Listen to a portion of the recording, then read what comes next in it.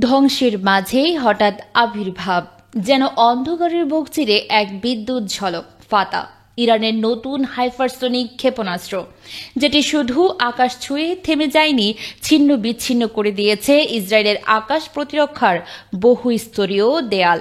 এই প্রথমবার ইরান ব্যবহার করেছে তাদের নিজস্ব প্রযুক্তিতে তৈরি সুপারসোনিক গতিসম্পন্ন ব্যালিস্টিক মিসাইল। ইরানের বিপ্লবী গার্ড বাহিনী IRGC জানিয়েছে, এই ফাতা ক্ষেপণাস্ত্র ইসরায়েলের প্রতিরক্ষা বলয়কে ভেদ করে বিস্ফোরণে কাঁপিয়ে দিয়েছে চাইনিজদের বিভিন্ন আশ্রয়কেন্দ্র। এটি ছিল ইরানের অপারেশন ট্রু প্রমিস 3-র একাদশ পাল্টা আঘাত। ইসরায়েলের 13 জনের বিমান হামলার পাল্টা জবাবে যেন এই ভয়ঙ্কর শুরুর সুর। ফাতার গতি ঘন্টায় 15,000 কিলোমিটার। এর সঙ্গে যুক্ত আছে হাইপারসোনিক গ্লাইড ভেহিকল, যা রাডারকে ফাঁকি দিয়ে অবাক করা গতিতে বারবার গতিপথ পাল্টাতে পারে। বিশ্বের প্রথম রাশিয়া এই ধরনের অস্ত্র যুদ্ধক্ষেত্রে ব্যবহার করেছিল।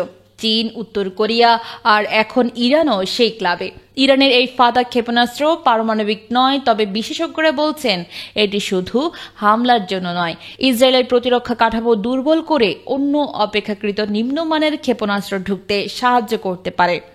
যুদ্ধ বিশ্লেষকদের মতে, যদি ইরানের কাছে এমন বহু ফাতা থেকে থাকে, তবে গোটা পৃথিবীর আকাশ প্রতিরক্ষা ব্যবস্থার ভবিষ্যতই প্রশ্নের মুখে পড়বে।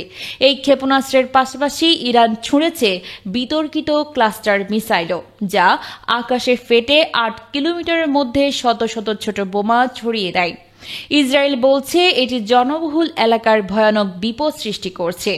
এদিকে ইসরায়েলের প্রতিরক্ষা ব্যবস্থা ডেভিড স্লিং, বারাক 8 কিংবা আমেরিকার এজিস ডেস্ট্রয়ার থেকেও এই ধরনের মিসাইল থামানো যাচ্ছে না। ইসরায়েল এখন অস্ত্রের মজুদ ফুরিয়ে আসার দুশ্চিন্তায়, আর ইরান সেই সুযোগটাকেই কাজে লাগাতে চায়। কিন্তু আসল প্রশ্ন হলো, ফাতার সংখ্যা কত এবং এটি আদৌ যুদ্ধের মোড় পুরোপুরি ঘুরিয়ে দিতে পারবে? এত কিছুর পরেও স্পষ্ট একটি বার্তা পৌঁছে গেছে, মধ্যপ্রাচ্যের আকাশে এখন ফাতার ছায়া, আর এই ছায়া কতটা দীর্ঘস্থায়ী হবে সেটাই দেখার অপেক্ষায়।